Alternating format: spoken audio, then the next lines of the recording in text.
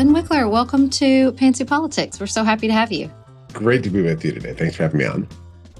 So, not to be flippant, but what stage of grief are you currently in, Ben? We're in, I think, acceptance, but also a little bit of bargaining. How about you? I mean, I think I'm in fury still. I don't think it's angry. That's a good one. That's a good one. Yeah, anger. I'm not ready to negotiate yet. I want to fight back, and I want to. I don't want to go back to how things were because it's not like everything was fine.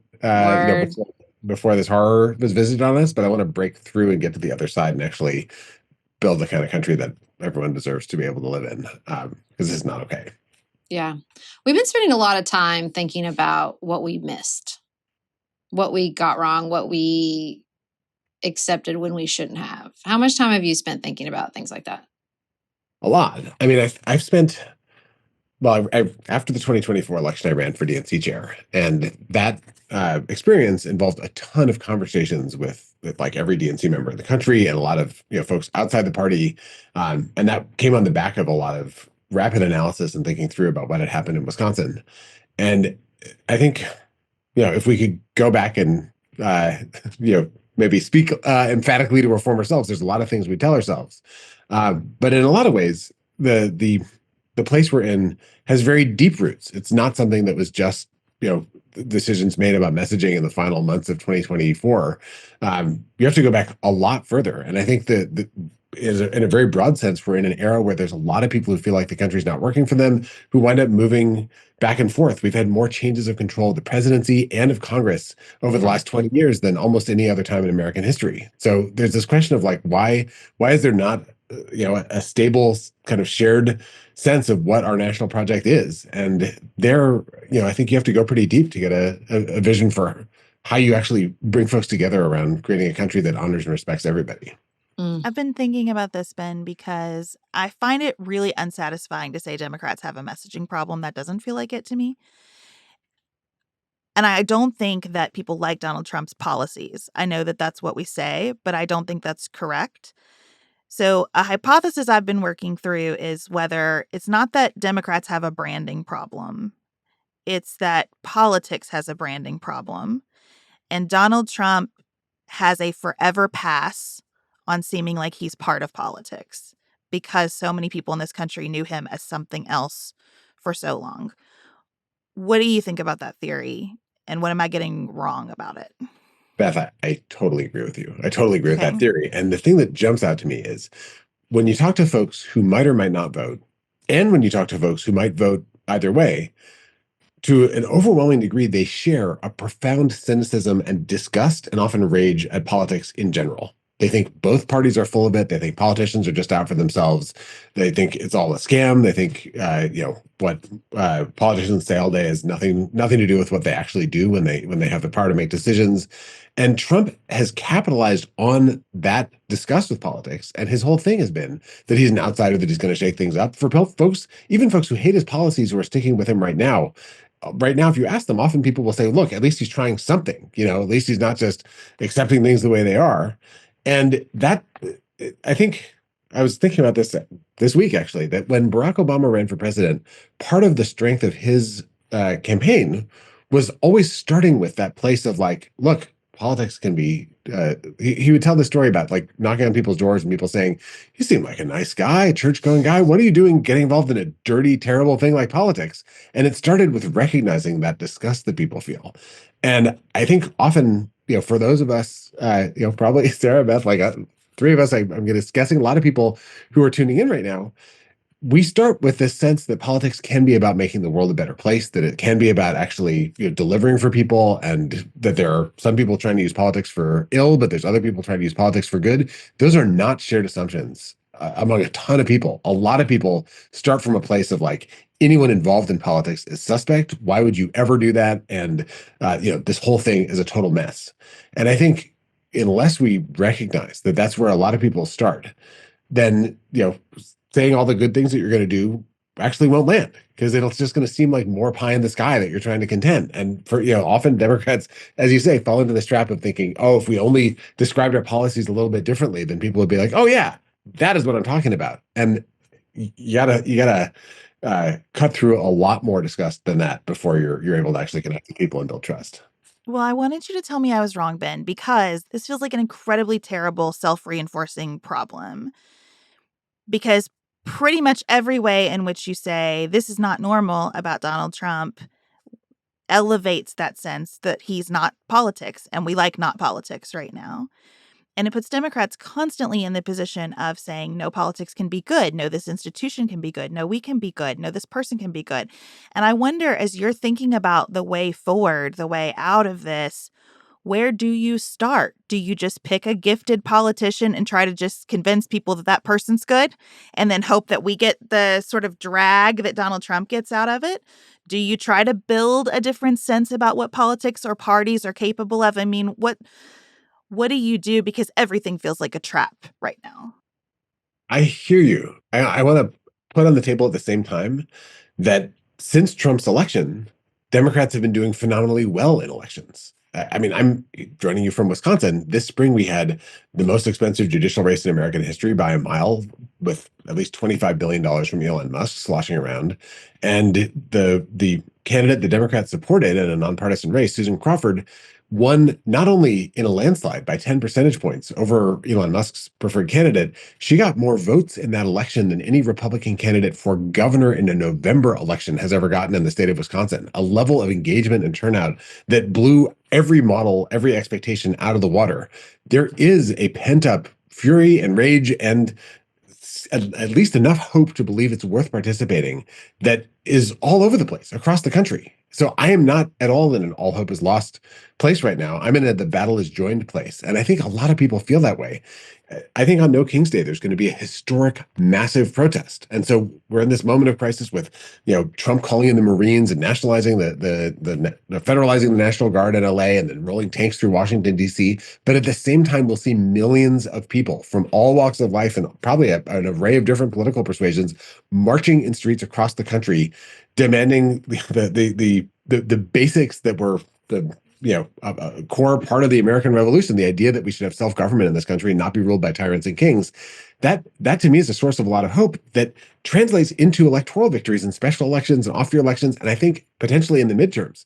So there's the most terrifying prospect, sort of outside of electoral politics right now, is a collapse into a dictatorship. It's Trump shredding the Constitution, defying the rule of law, and just grabbing and holding on to power, and going even further with violating basic freedoms.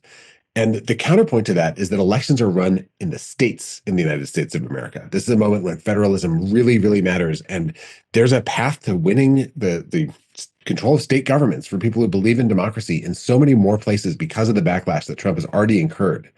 Now, then it goes to the next question, which is how do we think about a presidential race? And we have some time to figure that out. But I will say this: when you deliver real change in people's lives that they can touch and see and feel, and you can run on that, it becomes real and cuts through to cynicism in a way that no rhetoric ever can. And this is where, again, it's not a messaging thing. You actually have to feel that change in your life for it to matter. But we experienced that with the Affordable Care Act. When it was just abstract, in the 2010 elections, it was a Republican campaign effort. But once people had protections for pre-existing conditions, once young people were on their parents' health insurance till age 26, that became a giant blow up in the GOP's face when they tried to repeal it in 2018. And they're coming for healthcare right now. The fighting for things that people know are real in their lives. I think, abortion bans are just like this too. They're experienced in people's daily life outside of politics. Every family that's trying to have a kid has to figure out, what do you do if something goes wrong if you're in a state that has an abortion ban, as Wisconsin had for 451 days. And you can talk about that and fight on the right side of that in a way that can cut through and resonate even with people who feel like they'd rather never get anywhere close to politics. So I think that I hope we have a irresistibly wonderful, amazing presidential nominee in 2028. But the work between now and then is in every place where Democrats have the power to do it now or can win that power in 2026 and then wield it. It's to make a kind of change that people can instantly access because it's tangible and real. Governor Evers in my state was literally out filling potholes with road crews. And everyone here knows that the roads are so much better than they used to be under the Scott Walker governorship. And Gretchen Whitmer has the same story in Michigan. Like, that stuff that is it's just outside of political scripts because you notice every time your car goes over a pothole.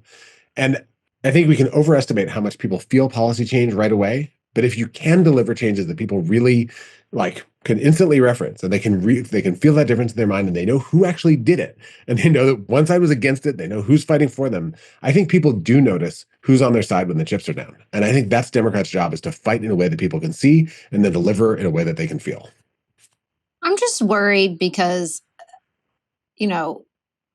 I've heard this song before and I didn't like the ending. And I feel like what's happening again is we're going to get a backlash that'll fuel some of these special elections, probably the midterms, and people are going to take the same lessons they did last time in the same way Republicans take the same lessons. When he's on the ballot, they do well. And they forget when he's not on the ballot, they don't do as well. And we think we've got this winning message just because people are backlashing against him. Like, all of that, everyone needs to remember, from Republicans to Democrats, that he is mortal and will not always be here. And I don't hear like an articulated vision about what comes next in our politics from either party, honestly. Like, they're just going to keep trying to run this MAGA script. And with Democrats, like, I don't want us to think if the streets fill or we blow up the midterms, that means we've got it on lockdown, because that's not, like you said, like, we're all just reactive. And so this pendulum swings back and forth and no one's building anything long term. Like, you know what? Like, look, I agree with you about the ACA. And also, my health insurance is about to go up 40%. That's not okay. It's enormously expensive to insure my family of 5. And like, I don't hear people saying that. Like, I don't want to just protect the ACA. I want it to be more affordable. Yes, absolutely. Yes. I don't just want that. And like, the public school system is floundering. I'm not happy as a parent in the public school system, and not because I give a shit about what books are in the library. Right. I have some real concerns about that. I have massive concerns about what's going to happen to my kids in entry-level jobs when they get out of college because of AI. And it's like, because he defines so much in this like crisis, we're always in this crisis mode.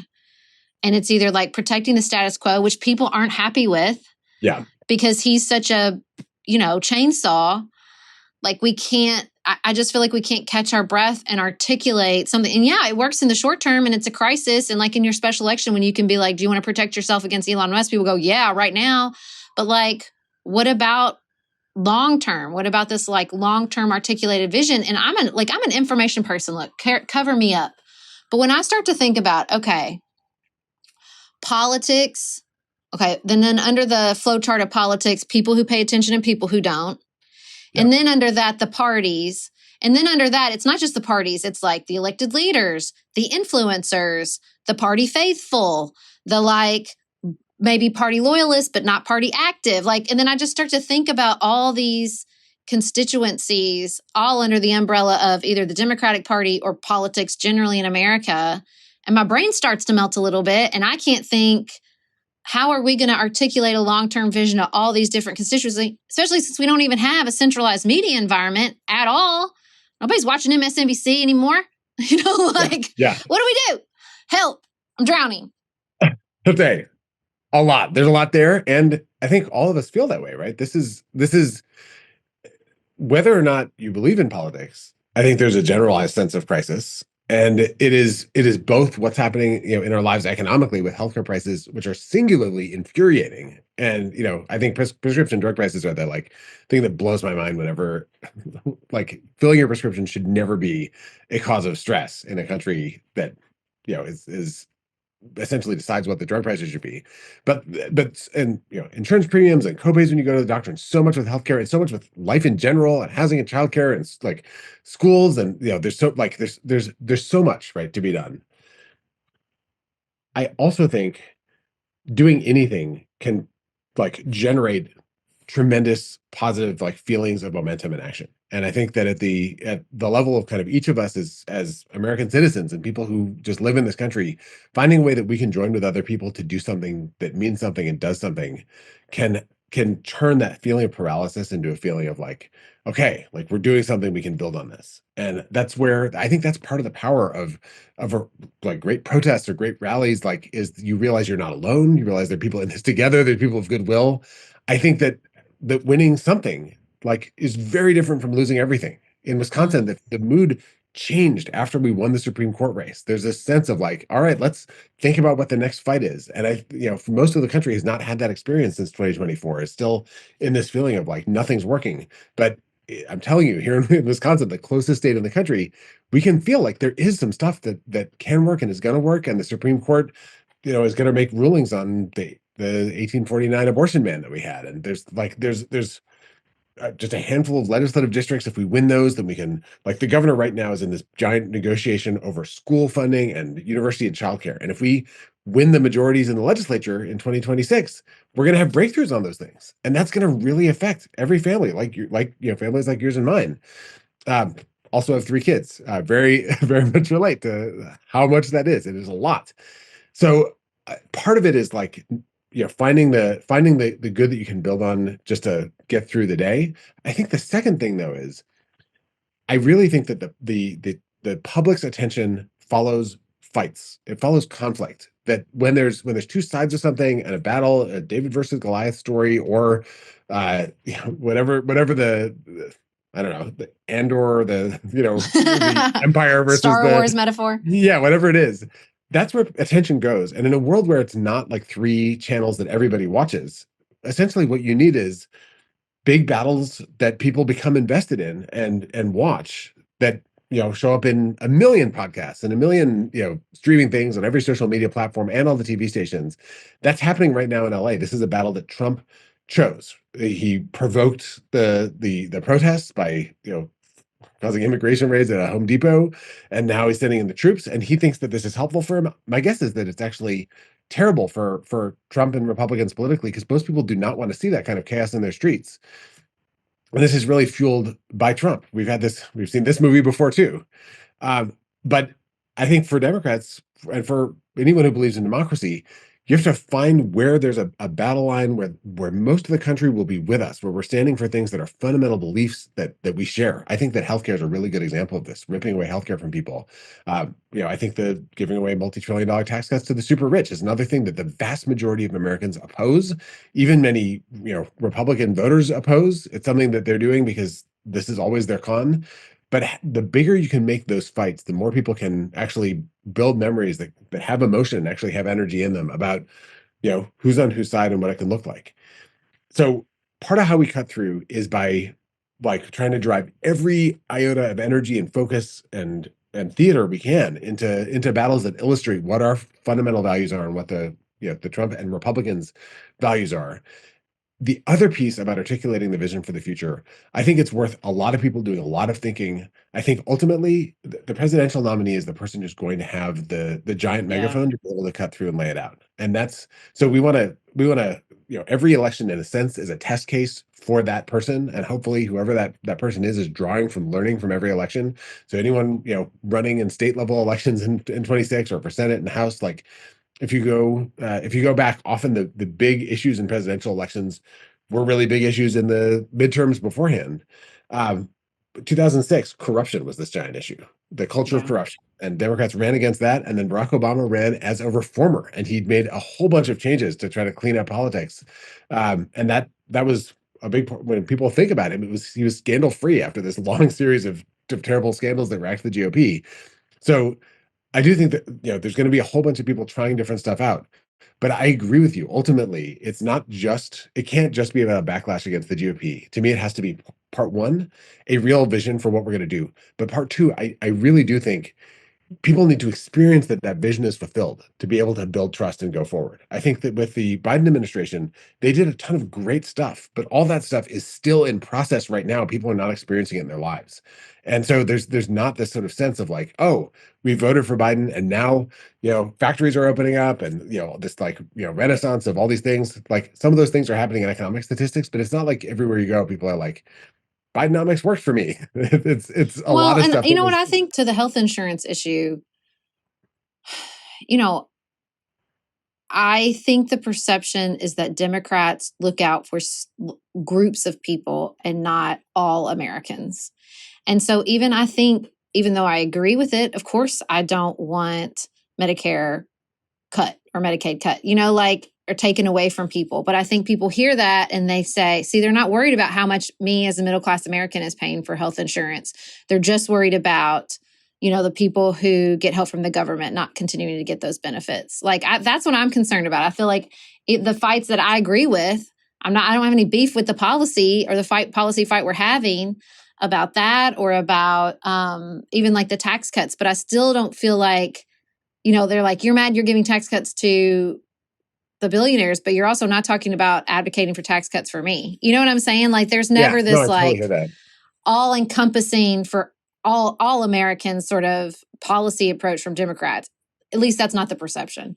I think it's not the perception. I had a Uber driver right before the election in 24 I was like, so what do you think about the election? He was like, well, Republicans look out for the rich, Democrats care about the poor, but what about the middle class? And I was like, can I text you a video of Kamala Harris speech? Because she talks about the middle class all the time. But it was like, he had, this like feeling that that's just not where Democrats were. And in a funny way, to your point, like when it was protections for pre-existing conditions, everyone either has one or will have one. Like, that is a universal thing. And with Medicaid, there are a lot of people who think of it as something that's not going to affect them directly. Although I have to say, in polling right now, people really don't want it to be cut. But it doesn't have the same elemental force for people that have been on it, the feeling of direct threat to themselves and their own safety. I think this is right. And I think that it might be that AI becomes a central thing like this. Yeah. If the acceleration keeps going and the sense of like schools are, getting transformed, education is not, meeting the moment, that jobs are disappearing. This is something that's going to potentially affect everybody everywhere, and having a vision for how we actually address it in a way that makes life work for everybody is going to be potentially a really central issue. I mean, we could do it very much like you were worried about arresting immigrants who are paying taxes and doing jobs, and on your watch, you let the robots take everybody's jobs. You did nothing. You sat there and watched it slow roll happen across the country. Because there is a concern for me that, like, again, another same mistake we're making. We build up the outcome. Like, we fearmonger about the outcome of Trump's policies so much that he looks like a success, even if he's not. Like with the tariffs, like I told my husband, I'm like, where are the empty shelves? I thought we were going to have empty shelves in April, or then definitely May. And now it's June. I have not experienced any empty shelves. I don't like these policies. I think they're bad. But like, if we say this is a bad policy, the sky is going to fall, and then it doesn't, then then he looks reasonable, because we've defined unreasonable in such an extreme manner, because he is an extreme dude. But like, I don't want to fall. This is not a moral argument for me. I just don't want to fall for the same trap again. Do you see what I'm saying? I see what you're saying. I also think that he's getting more and more unpopular. He's already very unpopular. So I do think that, and he is sending in the troops into American cities right now, which is the kind of thing that seemed like an exaggeration. No, he's not going to do that. And yet he's literally doing that right now. So I think that it's the fact that he is president, and he's going to stay president for the next several years, all the most likely circumstances, is going to make it feel to us like nothing's working, when in fact a ton of things are working, and the energy is moving in the other direction. I think in a way, that's the pep talk I needed. That's the pep talk I needed. Another example is he's losing in court over and over and over and over and over. Yeah. Like, a ton of the terrible things that he's proposed have just gotten slapped down and shut down immediately by courts.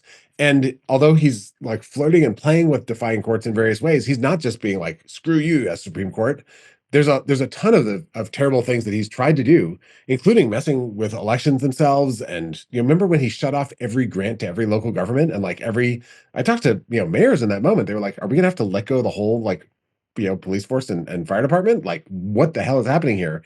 And then that got shut down in court. And so like, a lot of the terrible things are not happening in part because he's losing, but it's not like he's getting more popular. That's a tough explainer to roll out to the citizenry. But the people are already pissed at him. We're not in a moment where people are like, bah, Trump is doing great. Like, what are all these Democrats yammering about? People are like, this is chaos. This is a disaster. His public support's plummeted. If he were really popular right now, there would be this like tide of, Republicans doing well in these elections, and pro-Trump demonstrations that show up where there's anti-Trump demonstrations. We're not seeing any of that. What we're seeing is somebody who is like pushing away most of the public, and people getting organized, people thinking about running for office like that. I think the energy is moved that way. We've just met and we're like rapid firing all of our like deepest frustration on you, Ben, and I apologize for that. You just are kind of an embodiment of the party, right? And you have this rock star status in the Democratic Party as someone who's built not just a winning strategy in Wisconsin, but a strategy where people feel like there's an identity around what the Democratic Party is that's positive. Admirable. And I really want to know how that strategy can scale independent of whatever happens with Donald Trump. Because I do think he gets a pass forever in some ways from a branding perspective.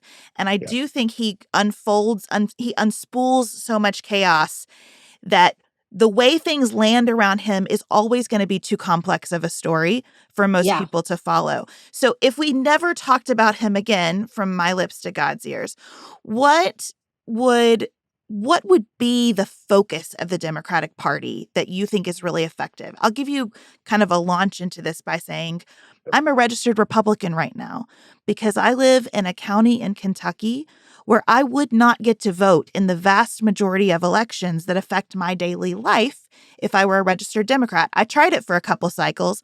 I hated showing up to vote and not even having a box to check. Like no one even fielded for those local offices.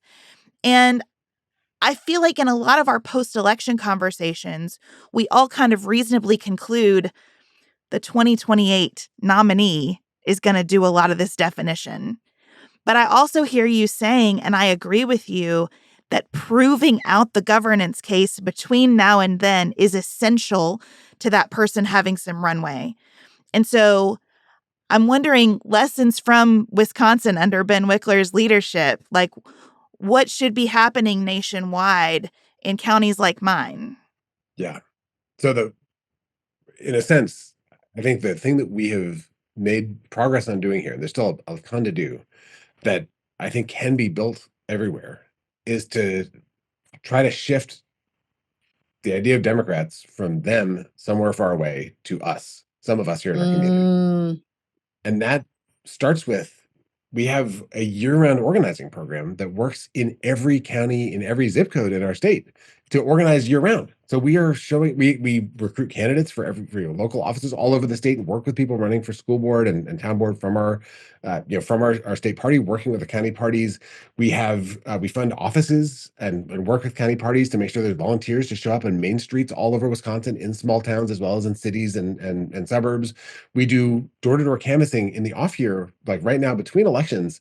We go out to talk to people who have not been in our model as people who voted Democrat, just to start conversations with like, what matters the most to you right now? What are you thinking about? And just build relationships. And we always find some people that have had enough of what they've been experiencing. Then we go back to them. And it's people from their own communities. We call it neighbor to neighbor organizing, where we have neighborhood teams in neighborhoods all over the state, hundreds of these teams that take responsibility for their own area, and they go back over and over. And the most important conversations in my mind are actually when you're not asking for a vote. You're just asking to understand what somebody cares about. We work with folks to, go on local radio and write columns in their local weekly newspapers that are mostly coupons, in their area. We make sure there's like people marching in parades and having booths at the county fair and at the Farm Tech Days Expo. Like we just show up over and over and over. And this is across geography, it's across race and ethnicity. It is a big tent party that tries to be present as part of the fabric of communities and the life of all the different parts of the state.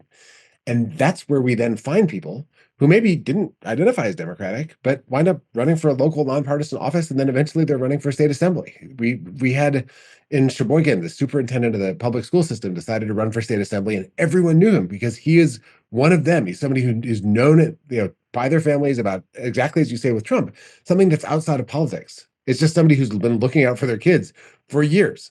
And that kind of person winds up being a great candidate. And I think that's a really from below strategy, but it also, in a way, it plants our boots on the ground. It means that we're actually grounded in what is happening and what people care about and what their concerns are. And we have I used to work for a group that had the internal credo, strong vision, big ears, that you want to have a vision for where you want to go, but you need big ears with lots of ways to listen to find out where people actually are and what they care about.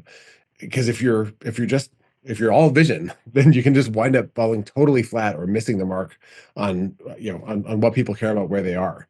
So that to me is the thing. And I think my views, Governor Bashir is like really effective governor. What I hope and would want is for there also to be tons of great grassroots activity happening where you are. We take signage seriously. This is something where there was for a while Democratic operatives had this signs don't vote, and you shouldn't I put up yard disagree with signs that. I mean, I know they don't actually vote, but that was the advice I heard as a candidate, and that was not my experience at all. Signs mattered. Signs matter. And they matter in part because people think they're the only one unless they see signs out there, especially in red areas. You discover we've knocked on so many doors in places, especially early on in this process, where people would say, well, look, I'm the only Democrat around here. Like this, you're fishing in the wrong pond. And then it turns out, boom, like signs are sprouting up and there's barred signs and there's road signs and suddenly there's an us that can actually do something. And then sometimes you're winning elections and that feels incredible. So I think giving this sense of like that there's actually a community of people who share a set of values and understand each other, and then building out from that, it feels like it's coming from the ground up. That is the work of these next 4 years for all of us. People not running for president. It's to make clear by finding a way to as you are in a very big way, but putting yourself out publicly gives other people permission to do the same. And when we do that, we can discover that there's a lot more of us than people thought that there were. And maybe, in fact, a majority of people who share at least a common set of basic beliefs about where this country needs to go. Well, I just was so struck by the way you said different ways to listen. We've had these conversations and everybody's like, gotta listen. Great. That sounds really, I just love the way that sounds.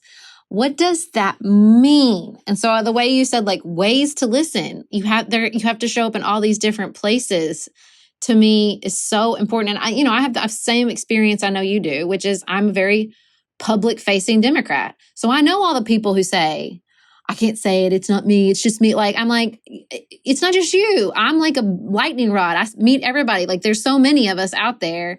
And when you said that, I thought, well, yeah, of course. So the best way to impact what people think of Democrats is to personalize the Democrat in their life, right? That's how you do any real long-term impactful work. It's what happened with LGBTQ rights, is that it wasn't some floaty argument. It was the person in your life saying, I'm gay and I want these rights and I want to be able to be in the hospital room when my loved one is dying or whatever. You know what I mean? And like, that's what matters. It can't just be a podcast or a marketing campaign or even a candidate. It has to be the people in their lives who they're a good person. I know they're a good person and they vote this way. Yes. I'm just giant Sharpie underline under everything you just said. So what does it mean to be a Democrat right now? I think, well, for me, being a Democrat means two fundamental things. One of them is the belief that this country should work for working people. You shouldn't have to be wealthy to be able to make it in this country. I think that is an essential core value for this party. And the other is the belief that every person deserves dignity and respect, and that every person should have the kind of basic freedoms and rights that should be everyone in the world's birthright. That is, I think, the kind of core sacred value of the Democratic Party. And I think those two things, when you talk to Democrats about why they're Democrats, it's usually one or both of those things that is at heart what brings them to the table. And those two values, wind up spreading out over a million things. And there's, they're written about in our founding documents as a country, and any particular battle at any particular moment or bill that's coming up, there's probably some connection to those values. But those are the two things I go to the most.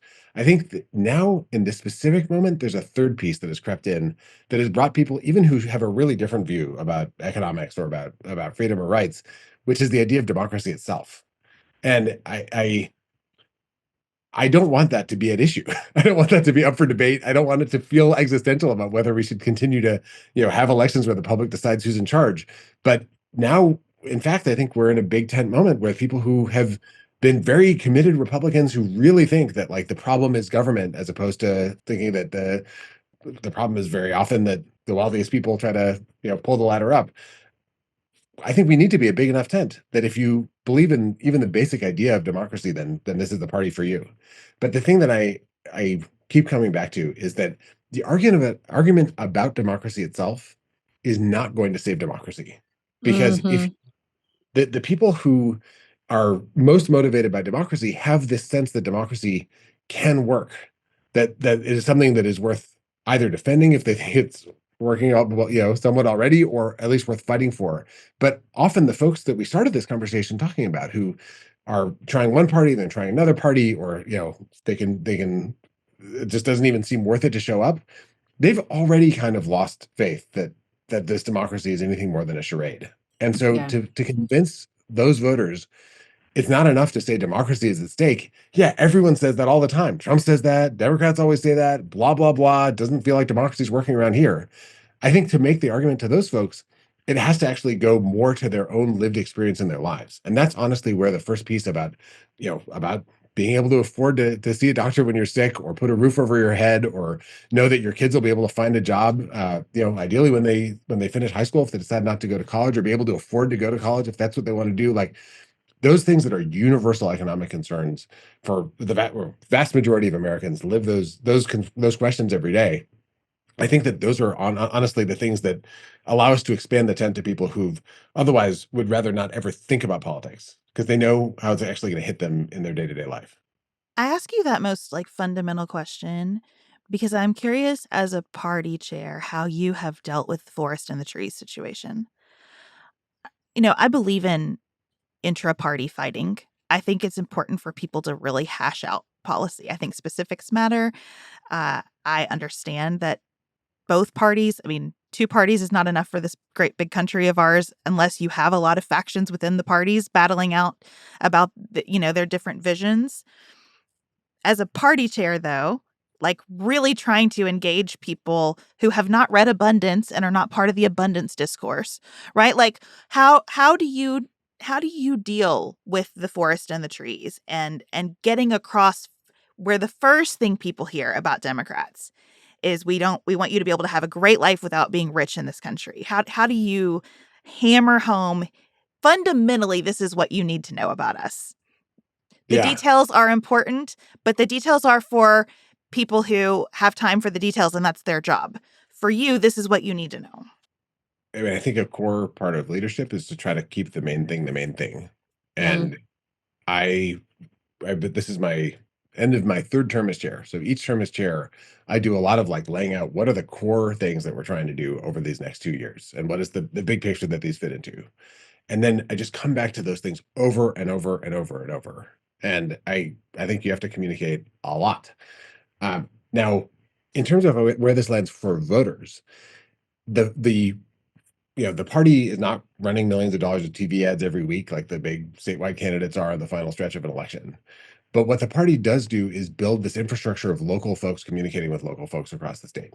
And that to me, creating the capacity to both, listen and to speak all over Wisconsin, that is the kind of fundamental thing that, and I wish it was happening everywhere, that I think that the party can do, which is to create a vehicle for people who want to get involved, want to do something, to be able to plug in and do something that adds up to a big picture, that actually is a big enough, potential impact on the world, that is worth it to them to do that, instead of everything else they can do with their time, which is so much. So for us, it's building these neighborhood teams constantly, and constantly renewing them, and supporting the local parties around the state. And then, we hold these briefing calls, and we explain we're doing this bridge building right now because we know there were tens of thousands of people who voted for Susan Crawford in the spring Supreme Court election who didn't vote for Harris last fall. We want to go out and find those people and learn what they care about, what motivates them, because then they can be with us in 2026. It is constantly connecting the thing that you're asking someone to do with the big picture, that is a goal that actually unites and energizes everybody. And then when we go out and talk to people right now, I'm doing a lot of writing and posting and communicating about this healthcare cut to fund tax cut for the ultra rich. I think that's a really, really big deal. It is the number one thing that, it's not just Trump, it's every Republican in Congress, everyone in the House, everyone in the Senate. They're all going to vote on it one way or the other. And right now is our only chance to try to get them to vote against it. But if they do vote for it, I sure as hell want to make sure that their constituents know that they did, because this is the Mhm. ultimate test, is whose side they take in this moment. And so making a big deal out of that is the thing that will allow us next year, not just to try to convince people of something, but to remind them of what these folks did when they had a choice about whose side they were going to be on. To me, the message is, remember the message that Kamala Harris is for they, them, Trump is for you? To me, we flip it and say, Trump, they are not for you. They are for Trump. That's who they're for. Yeah. That's who they are loyal to. Anyone who pays 30 seconds of attention to the news should be able to connect the dots that they are loyal to Trump and Trump is loyal to Trump. That's it. Yes. That's it. Yeah. Yep. And you have to you make the big message, and then you find proof point after proof point after proof point, and they need to be proof points that are not academic, but that are actually like hit you in the gut. The way people remember things is when they have an emotional reaction. So if it's just statistics and charts and facts and people are not feeling anything, it's just in one ear and out the other ear. It's not going to. But you know what's so hard? When you were saying that, I thought this is the paradox and the struggle of our media environment. Is because of people's short attention span, you have to communicate the same thing over and over and over again, which is hard because we also exist inside that immediate environment and have short attention spans. So if you're the person that has to say it over and over and over and over again, it feels exhausting and it feels like, how could I possibly need to repeat this again? But again, because our attention spans are also a part of this ecosystem, but that's the paradox of this moment in media we live in. It is. I remember going to a training where they were like, you say your message, you say it again, you say it again, you say it again, you say it again. If you're like, a candidate or a leading organization, your staff is like mouthing it with the words, every word you say, because I've heard it so many times. And just when you start to think, no one could possibly not have heard me say this so many times that they're sick of it, at that moment, people who are not paying attention may start to pick up what you're saying. The number of times you have to repeat, and I'm a parent, so I experience this with my kids. The number of times I have to tell Mac to unload the dishwasher before leaving for school, there's no limit to the number of times that is a helpful thing for me to do. But it is so much like that in life and communication. I do think it is actually helpful to find slightly different ways to say things and different ways to illustrate the same point. And I remember talking with someone who does ad testing last year before the election, and the person said that in studies, when people watch an ad, the first 10 times, even 20 times, it still has an additional impact each time you see it. Once you get to 25, 30 times, it's like there's no additional impact. But you can say the exact same thing with a different ad. You can tell a different story about healthcare cuts or about abortion bans or whatever it might be. And that has an extra impact. So driving home the same underlying message about your core values, that we're the party that honors work and they're the ones who only want to reward the wealthy, the message that you're trying to hit, finding a bunch of different ways that drive that home and then running with those. Or if there's a particular storyteller, different ways of telling that person's story, all of that does add up to something that people actually remember and run with. And for different people, different moments are going to stick in their heads. But that's the core of message discipline, is bringing everything back to something that is underlying until it seems obvious that everybody knows it. And if you think about Trump, that guy will repeat the same phrase so many times. We all know build the wall. He said that in a bazillion rallies. He loves saying, and he'd call and response, which is, by the way, a great way of teaching people stuff, is if they say it themselves. But that, take a page. That is something that he's a master of. And I think as a lot of Democrats, our brains skitter around to the next thing that we want to talk about, or the latest outrage, or, didn't we do that already? No, bring it back to basics. That's just part of the art of politics in this moment. I just want to ask you one last question then, because I think you're right about this repetition situation. I think a built-in advantage that Trump has in his repeating is that he doesn't care enough about anything for it to be super serious. There's always a joke available to him. Yes. And there's always a little bit of fun and lightness. It's mean, but the people who enjoy him get some enjoyment from all of that. And it's tough when the message you are hammering home is people are going to die if they lose their health care. Women are going to die if they don't have access to abortion. I mean, a lot of Democratic messaging, especially because it has to be relatively defensive when you're in the minority party, is so serious. And again, it kind of plays into the worst caricatures people have about what Democrats are and represent. So I wonder, to end on a positive, because I appreciate all the ways that you're offering like a path forward. What is something that you think Democrats could run on where they get to have fun with it, where there can be a laugh at the end of the commercial? And not just Kamala Harris had a lot of joy in her message, and I loved that, but something that's genuinely like a little bit of a wink and a little bit of humor attached to it, not so self-serious. So the good news is the vast majority of comedians and comedy writers are Democrats. Most, which is wild. Like a lot of them don't consider themselves political comedians, but that's just where they are. And Yeah.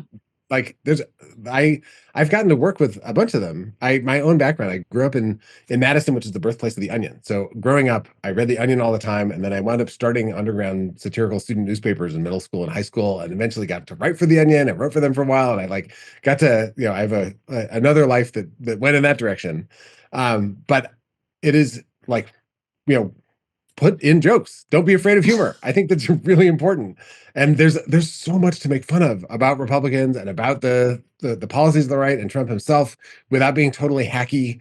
And I think a lot of Democrats get in this mode of being like they're at one level afraid to offend anyone, but at another level just afraid that if they misfire even slightly, just they're going to screw everything up.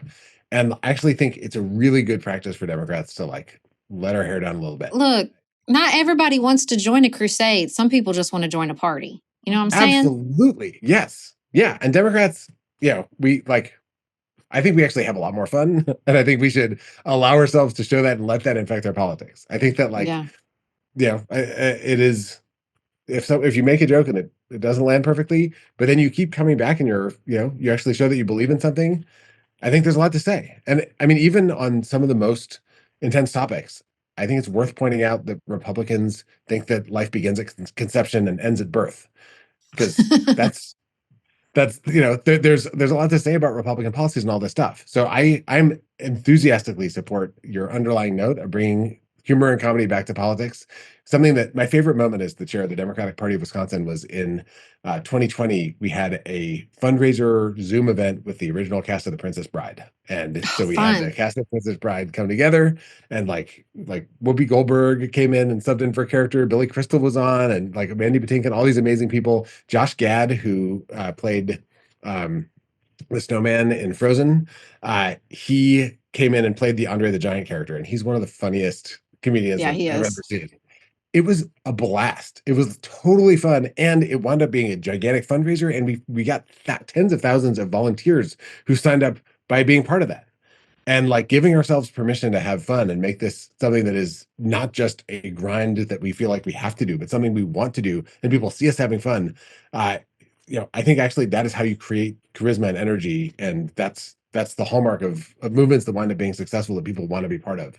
It shouldn't feel like an obligation. It shouldn't feel like eating broccoli to be a Democrat. And I think if we put a little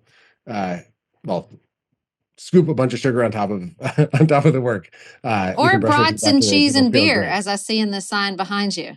That's exactly what I'm talking about. Yes. Yeah. Brats, cheese, beer, or whatever floats your boat can save democracy.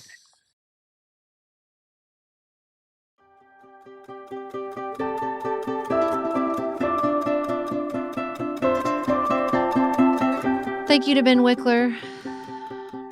Really, really appreciate him coming and having that conversation with us. We hope you enjoyed it.